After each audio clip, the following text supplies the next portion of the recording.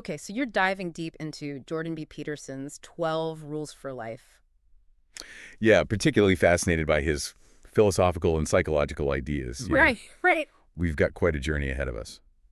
One thing I have to say, even before really getting into this book, what struck me about Jordan Peterson is this kind of the way he's able to blend, academic thought with this really relatable everyday style. Yeah. Like he's thinking out loud right alongside you.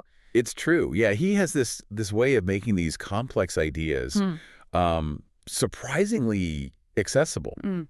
He'll be talking about ancient myths 1 minute, and then the next he's, getting into the nitty-gritty of like building furniture Right. or Yeah. tackling, online writing projects. Yeah. And it's interesting. It's like all these different threads, they sort of weave together. Yeah. And it kind of all comes back to, his core message, I think, about dominance hierarchies, Okay. which is a pretty, could be a hefty concept to kind of wrap your head around. Yeah. But he does a good job of grounding it in those relatable examples. Yeah, for sure. And speaking of relatable examples, I mean, who could forget the lobsters? Right. I have to say, when I first, heard Jordan Peterson drawing these comparisons between like humans and lobsters, I thought, where is he going with this? Right. But it's surprisingly insightful. It definitely gets your attention. It does. It does. But, what he's getting at there, I think, is this idea that we share some really fundamental, even ancient programming Okay. with these, with these crustaceans. Okay. Right? Like, think about it. Lobsters, they fight, right? They have these fierce battles for territory, Yeah. status, all that kind of stuff. Yeah. And the really interesting thing is, like, winning or losing those battles, it directly impacts their serotonin, Oh, wow. right? The feel-good chemical in their brains. Yeah, yeah, yeah. And Peterson's argument is that, it's the same for us, that our position in these, social hierarchies, Mm-hmm. it triggers these deep-seated, these biological responses. So he's saying it's not just like we want to be the biggest lobster in the tank, Right, exactly. but that our brains are actually like wired to react to these power dynamics Yeah. in a way that can really impact us. Yeah. And I mean, he even goes as far as to say that much of the basic neurochemistry is the same Wow. between, humans and lobsters. Okay, so I'm just not saying that we should all start walking sideways. right, exactly. Yeah, he's not saying, we should be snapping claws at each other or anything. Right. But he is highlighting, I think, this powerful link between, our social standing Okay. and our very biology. Okay. And he gives this, it's kind of a stark example, but he talks about lobsters that are kind of at the bottom of the hierarchy, right? They tend to have lower serotonin levels. Yeah. Which he links to things like, increased risks of addiction, even a shorter lifespan. Wow. That's a pretty compelling reason to at least understand how these hierarchies might be influencing us. I mean, Yeah. it kind of makes you wonder, like, how much of our behavior, Yeah. both the positive and the negative, stems from this, this very, like, primal ancient wiring. Yeah. I mean, that's a lot to unpack. For sure. So that's pretty wild to think about. Like, all of that is really affecting us on that basic level. Yeah. But if we're kind of wired to respond to these hierarchies in these ways, Yeah. where does that leave us? Like, should we just accept that it's a lobster eat lobster world? Right. Or I'm guessing Peterson has more to say about this. Yeah. No, he definitely does. Yeah. And, he argues that understanding these, like, primal instincts, it's really just the first step. He's not advocating for, like, this, ruthless, everyone's out for themselves kind of competition. Right.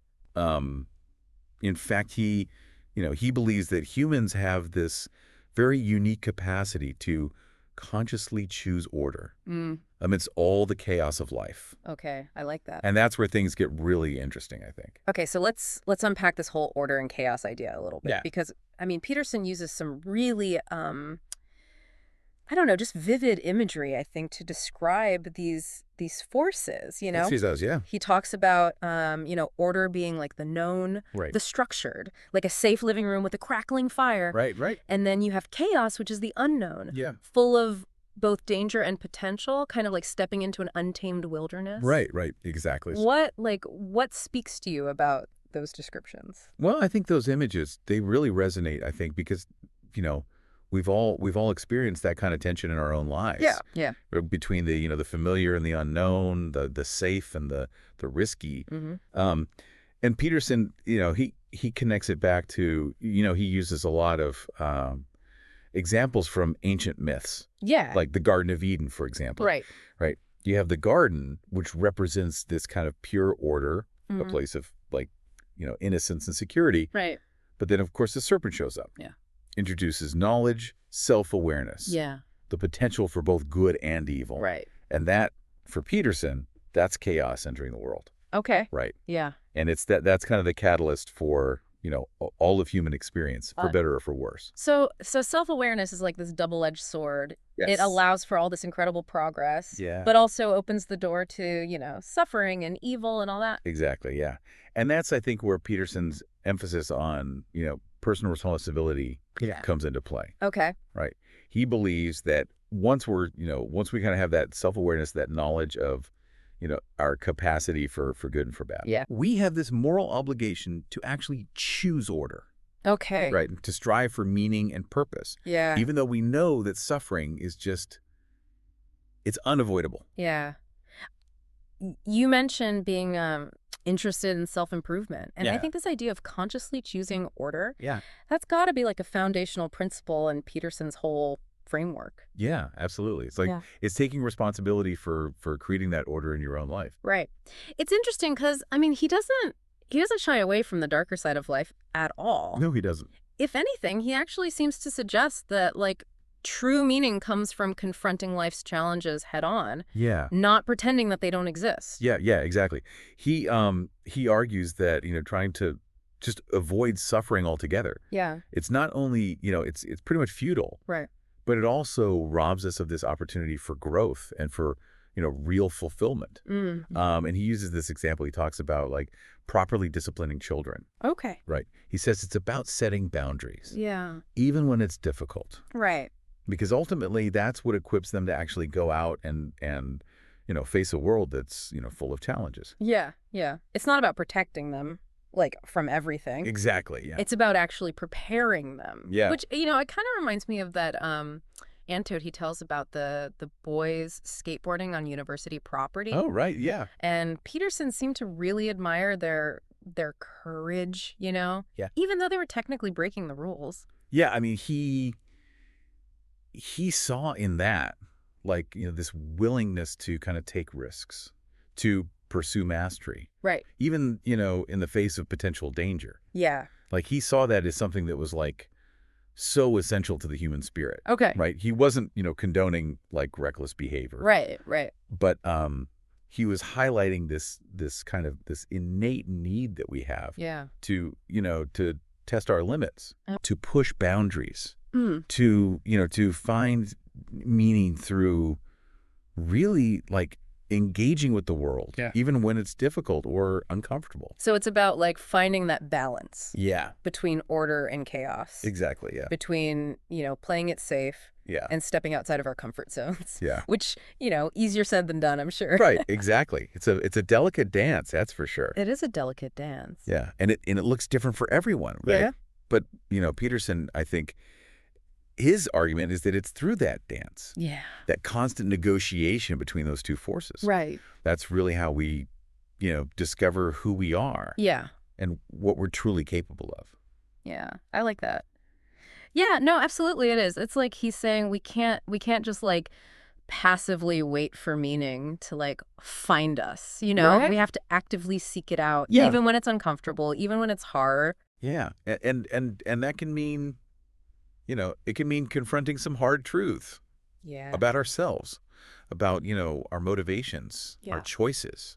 It makes you wonder how often we kind of limit ourselves Yeah. by choosing, the path of least resistance. It's definitely something to think about. I mean, Peterson, he talks about this. Yeah. He talks about the limitations of human perception Okay. and how we tend to, like, focus on, what's right in front of us Right.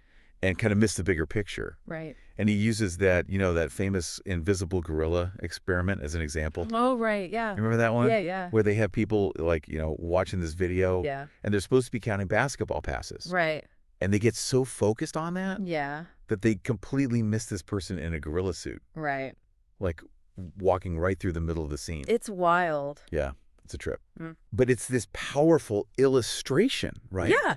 of how easy it is for us to just like totally overlook things, Right. even when they're right there, Yeah. just because we're not paying attention. Right. You're not looking for them, so you don't see them. Exactly. Yeah. And I think, it's a good reminder for us to try to stay curious, Yeah. to be open to new perspectives, Right. to question our assumptions. Yeah. Because, what we think is the full story Yeah. might actually just be like this tiny, tiny sliver Right. of what's really going on. Right. And it feels like Peterson suggesting this applies not just to, like how we see the world out there, but also how we see ourselves. Absolutely. Yeah. He believes that we kind of construct our own realities Mm. based on what we choose to focus on. Okay. And that, if we're constantly comparing ourselves to others, Right. striving for some external measure of success, Right. we miss out on this opportunity to define meaning and purpose Yeah. kind of on our own terms. Yeah. It's so easy to get caught in that comparison trap, though. And it's so easy, especially, Especially these days. these days, yeah, where, you're just bombarded with, these Well, the perfect lives. the perfect lives, exactly. Yeah. And, it's easy to start, kind of measuring yourself against that. Right. And then you lose sight of your own progress you've made. Exactly, yeah. And that's something Peterson actually, he actively cautions against. Okay. He's like, that's not what it's about, Yeah. He argues that true meaning, it isn't about achieving some external marker Right. of success. It's about how we engage Yeah. with the world, with our relationships, with our work, our passions. Yeah. Yeah. It's like he even uses those small everyday moments as examples. Yeah. Like stopping to pet a cat on the street. Right. It's something, it's Yeah. like, it's not always about these grand gestures, Yeah. It's about being present and Yeah. engaged. Yeah.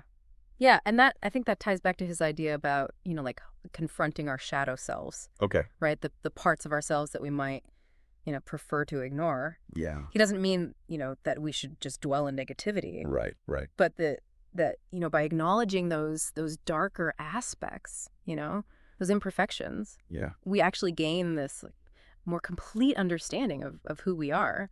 Yeah. It's like that saying, the only way out is through, Right. Exactly. It's like we can't just pretend that the difficult parts of life don't exist. Yeah. We have to face them, we have to learn from them, and we have to kind of integrate them Yeah. into our our understanding of ourselves. Yeah, it's this continual process Right. of growth Right. Yeah. and self-discovery. It really is. And it makes me think about that final question that Peterson poses. Oh, yeah. If you had a Canada de Luz, Hmm. a pen that could write words directly onto your soul, Yeah. what question would you ask it? Ooh. And how might the answer change how you live your life? Yeah, that's a question that'll stick with you, isn't it? It does. It really makes you think about what truly matters. Yeah. What kind of legacy do you want to leave? Mm-hmm. What are the words you want etched on your very being? Right. What do you want people to remember? Yeah. And I think, maybe that's a good place to kind of wrap up our deep dive here Yeah, I think so. into the world of Jordan Peterson. But hopefully, for everyone listening, you found this exploration as thought-provoking as we have. Yeah, absolutely. There's a lot to unpack there. Until next time. Yeah. See ya.